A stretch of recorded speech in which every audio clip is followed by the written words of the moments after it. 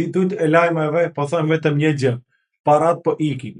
Nga ETF-ja kanë ikur mbi 4 miliard dollar. Por OneChain tregon diçka ndryshe. Shumica e balenave po akumulojnë sa më shumë është e mundur Bitcoini. Cila pjesë është e vërteta? Se vetëm njëra nga atyre e vendos se çka do të bësh ti më vonë. Para se të vazhdojmë, duhet të jem shumë i qartë. Kjo nuk është një video paniku ose një video hype. Është një video ku duhet të mendoni qartë pa emocione, ku shumica nuk dinë se si të veprojnë në këtë moment. Le të nisim me termin që po dëgjon çdo ditë. Ditët e fundit, indeksi i frikës ose Fear of Greed Index. Indeksi i frikës është në 19 pikë, që do të thotë shumica e investitorëve, normalisht shumica janë fillestar, janë në gjendje frikë dhe lakmi. Shumica në këtë momente po shesin dhe po dalin nga tregu me humbje. I shesin kriptovalutat ose në një kriptoprojekt që e kanë bler në çmim më të lartë dhe shesin në çmim më të ulët. Kjo është arsyeja pse shumica po humbos. Indeksin e frikës mendoje si një termometër emocioni. Kur njerëzit janë në eufori, blen gjithçka pa menduar. Gjelbëra shkon lart dhe drejt lakmisë. Kur njerëzit kanë frikë dhe shesin gjithçka me humbje, atëherë gjelbëra bie poshtë dhe është drejt frikës. Sot ajo gjelbër është në 19 pikë, thellë në zonën e frikës ekstreme. Por kujdes, këtu sepse është thelbi. Ky indeks mat emocione, jo vlerën. Ai të thot si ndihen njerëzit. Ai nuk të thot çfarë po bëjnë vërtet paratë e mëdha, çfarë po bëjnë balenat ose institucionet. Dhe pikërisht aty mes asaj që njerëzit ndjejnë dhe asaj që paratë e mëdha bëjnë, fshihet sinjali më interesant i gjithë kësaj jave. Tani të prekim faktin kryesor, ata që ushqejnë titujt e frikshëm. ETF. Nga ETF-ja që lejojnë investitorët tradicional që të mbajnë Bitcoin pa mos e mbajtur personalisht, kanë dalë për 13 ditë mbi 4 miliard dollar. ETF-ja mendoje si një autobus. Njerëzit hipin kur duan ekspozicion të lehtë dhe zbresin kur janë në gjendje paniku ose frikësoni. 13 ditë me radh, më shumë njerëz kanë zbritur nga autobusi se sa kanë hip. Dhe kjo është një fakt kryesor që shumica e tregut është duke rrahur. Po ta ndaloj unë videon këtu, ti në pamjet e parë të mendosh se është bearish dhe çdo gjë është e zezë. Por kjo do ishte vetëm gjysma e historisë. Për këtë arsye ti duhet të shikosh këtë video deri fund. Këtu mund të shohim këtë daljet brutalisht që kanë bërë nga ETF-ja. BlackRock, mundi me pas se pi 26 maj ai gati çdo ditë ka bërë shitje. 192 milion, 500 milion, 177, 68, 440, 380, dhe me thonë, gati për 3 ditë ai më shumë se 1 miliard dollar ka bërë shitje veç ai vet. Dhe shitjet i ka vazhduar t'i bëj tej 10 juni. Mund të shihni këtu 11 juni ka nisë të ble pak, do me thonë është stabilizuar ETF-ja, nuk ka shitje shumë. Të premten se shtu në ndilla nuk blen, të premten kanë një blerje të mirë, nuk është keq, kanë bler gjithsej 85 milion dollar. Por duhet të shohim edhe ETF-n e Ethereumit. E njëjta gjë ka ndodhur edhe në ETF-n e Ethereumit. Kanë bler masanej ditë me radhë kanë bërë shitje. Mundi me pagu. Të shohim në Solana.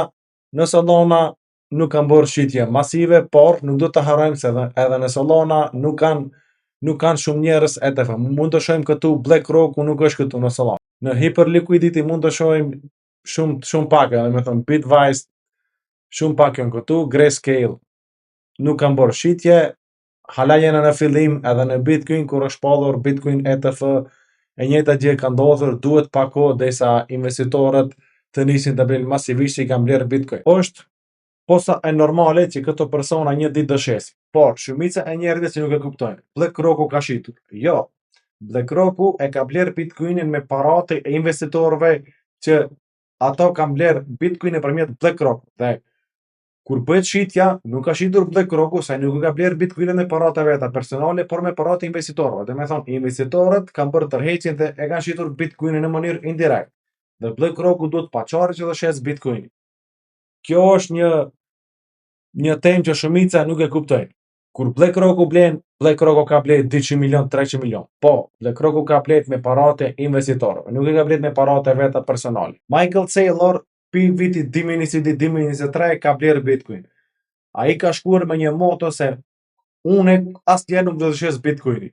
Çka ndodh kur rrezikohet Michael Saylor personalisht? Çka ndodhi mas 3-4 vjet akumulim të Bitcoinit, ai shiti 32 milion dollar në Bitcoin. Pse shiti? Investitorët Michael Saylor ka bler Bitcoin jo me parat e veta. Investitorët kanë bler aksion në firma që posedon Michael Saylor. Michael Saylor vu ka garantuar 10%. Shemb, ke shtir $1 milion, ti do të marrësh 10% deri fund të vitit. Michael Saylor me parat e tuaja, ai blen Bitcoin. Kjo është e gjitha dhe Michael Saylor kur do të shes, normalisht do të shes Bitcoinin një ditë, sa ai do të garantoj ative investitorëve 10% deri fund vitit. Kur Bitcoini rritet, është pozitiv për Michael Saylor, por kur Bitcoini bie, rrezikohet që edhe Michael Saylor të nisë të shes Bitcoinin e vet. Gjysma tjetër e vërtetës që shumica e titullëve nuk e tregojnë, ndërsa parat po dilnin nga autobusi, në këtë rast ETF, shumica e balenave po blenin Bitcoin. Këtë mund ta vërtetojmë shumë thjesht në OneChain, në blockchain, ku çdo cent është transparent dhe nuk mund të manipulohet. Kjo është e mira e blockchain. Kur përmendi termin balenat, mendoj për njerëzit që kanë Bitcoin në shumicë të madhe. Për njerëzit që posedojnë Bitcoin, 200, 300 ose 500.000 Bitcoina. Njerëzit që për disa orë ato mund të rrëzojnë çmimin e Bitcoinit veç me shitje. Sipas të dhënave në blockchain, balenat në vitin 2026 kam ble Bitcoin më shumë se në vitin 2025, por jena muaj 6, dhe me thonë ato për 6 muaj kam bler më shumë Bitcoin se vitin 2025 komplet. Edhe një detalj që ka shumë rëndësi është se rezervat në exchange po bin vazhdimisht. Kjo do me thonë që ato e blen Bitcoinin dhe po depërtojnë në cold wallet për një afat të gjallë. Rezervat në exchange rriten, do me thonë ato balenat po bohen gati që Bitcoinin e tyre të shes. Ja këtu mund të shohim mrena një viti se rezervat në exchange janë në rënje. Kena pasur para disa muajve, do me thonë vitin 2025, kena pasur gati 2.9 milion Bitcoina. Sot kena ma pak Bitcoina në dispozicion. Kena 2.7.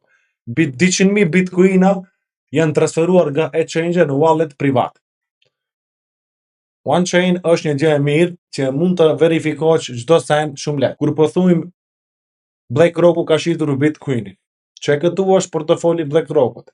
Dhe mund të shohim se BlackRock posedon sot momentalisht, edhe pse ka bërë shitje me miliarda, me miliona gati çdo ditë, me miliarda brenda një jave, brenda 3 ditëve, BlackRock ai sot posedon 764.000 Bitcoina. Ai I cili ka shitur Bitcoin përsëri posedon 764.000 Bitcoina. Kjo është e mira e blockchain ku mund të vërtetohet çdo sent shumë lehtë. Do shohim në investitor tjetër. Mund të shohim këtu Bitwise. Po ashtu Bitwise I cili ka bërë shitjen e Bitcoinit disa ditë radhës, gati 13 ditë në ETF Bitcoin, përsëri posedon 48.000 Bitcoina. Në një vlerë që do me thonë 48.000 Bitcoina kanë vlerë 3.1 miliard dollar. Nuk është pak kjo shumë. Vazhdojmë më tutje. Mund të shohim ARK Invest. Po ashtu edhe ki posedon 32.755 Bitcoina. Kur përfolim për Michael Saylor, ai sot e ka shpallur këtë foto. Foto orange që besoj shumica nga ju e dini.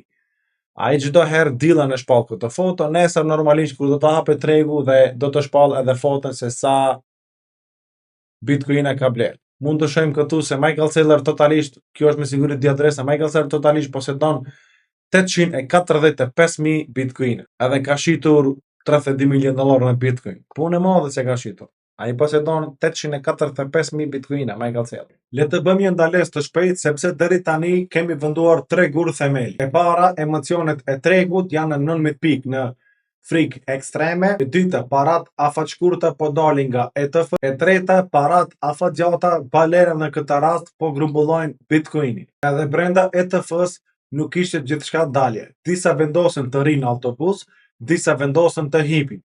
Nuk dulen të gjithë nga autobusi. Të premten, siç e pa më herët, patëm rikthim të BlackRockut me blerje 30.3 milion dollar në Bitcoin. Për këtë arsye, mos vepro asnjëherë me emocione. Kur të shohësh lajmin, BlackRock ka shitur Bitcoin ose BlackRock ka bler Bitcoin. Çdo herë vepro pa emocion. Vepro sipas strategjisë që e ke bërë ti vet. Rreziku kryesor që duhet ta ndaj me ju sinqerisht është se ka faktor të jashtëm, ka faktor jashtë grafikut që mund të zgjasin këtë periudhë risk, periudhën ku investitorët shmangin asete me rrezikshmëri të lartë. Një politikë shtrënguese monetare nga Fedi do të thotë paraja bëhet më e shtrenjtë. Do të thotë rritje të normave të interesit, ku investitorët normalisht kur rriten normat të interesit, përsëri janë në frikë dhe nuk investojnë në asete me rrezikshmëri. Vetëm në 6 vitet e fundit, dollari ka humbur vlerën mbi 30%. Do me thonë, nëse keni pasur $100,000 para të gatshme, sot keni 30% më pak, që dhe të thotë keni vlerë $70,000. Vetëm për 6 vjet keni humbur 30% të pasurisë që keni pasur të gatshme në dollar. Dollari çdo vit po bëhet edhe më i dobët. Edhe Fedi Amerikan ka dhënë sinjal që nuk do të ketë zbritje të nërët interesit, do të jenë njësoj ose mund të kenë edhe rritje. Por arsye krizë ekonomike, luftat që janë duke përhapur në çdo moment mes veti dhe normalisht këtu bëhen manipulime të mëdha në treg. Edhe Japonia ka rritur 1% nërët interesit, mas 31 vite. Japonia ka rritur 1% nërët interesit. Kjo të thotë se mund të kena me njëherë një damp të madh, nuk është mirë për treg. Kur përfoli për manipulimet, kjo është një shembulli konkret i thjeshtë. Veç disa orë para se të shpallet lajme që do të ketë marrëveshje mes Amerikës dhe Iranit, është hapur një pozicion me lef, mund të shihni këtu. Dhe tash për momentin ka $16 milion fitime nga ky pozicion. Një lajm disa orë përpara hapet një pozicion long ose short. Kjo është insider informacion që normalisht me liq në Shtetet e Bashkuara Amerikane është ndalume, por kur babën e ki mbi liq, kur babën e ki president, ligji për ti nuk ekziston. Në fakt, ligji nuk është edhe për të pasurit njëjtë si për ti ose për mua. Por po ashtu kena edhe lajme pozitive nga El Salvador, ato ofrojnë 0% taks në Bitcoin. Nëse ju jeni mbi 90 ditë resident në El Salvador, ky ligj vlen automatikisht edhe për ju. Dërsa Italia po rrit takse 36% nga fitimi i Bitcoinit.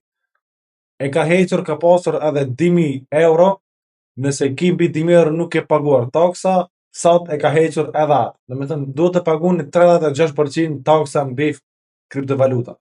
Kjo është e çmendur se si vepron Italia. Dhe le të mbyllim këtë video aty ku e nisëm. Titulli tha parat po ikin, kurse OneChain thot se balenat po blejnë masivisht Bitcoin. Pra, të dyjat janë të vërteta. ETF-ja po ik, balenat po blejnë. Frika ekstreme nuk është një sinjal që ti të veprosh me njëherë në gjendje panik. Është një ftesë që ti të mendosh më qartë dhe pa emocion. Dhe të vendosish vetë se a do të blesh ose a do të shesish. Jo të vendosish me emocion. Dhe më në fund, nëse dëshiron që të kuptosh si lëviz tregu dhe si të veprosh pa emocione dhe me logjik, atëherë bëni like këtë video dhe mos harro të abonohesh në këtë chanel.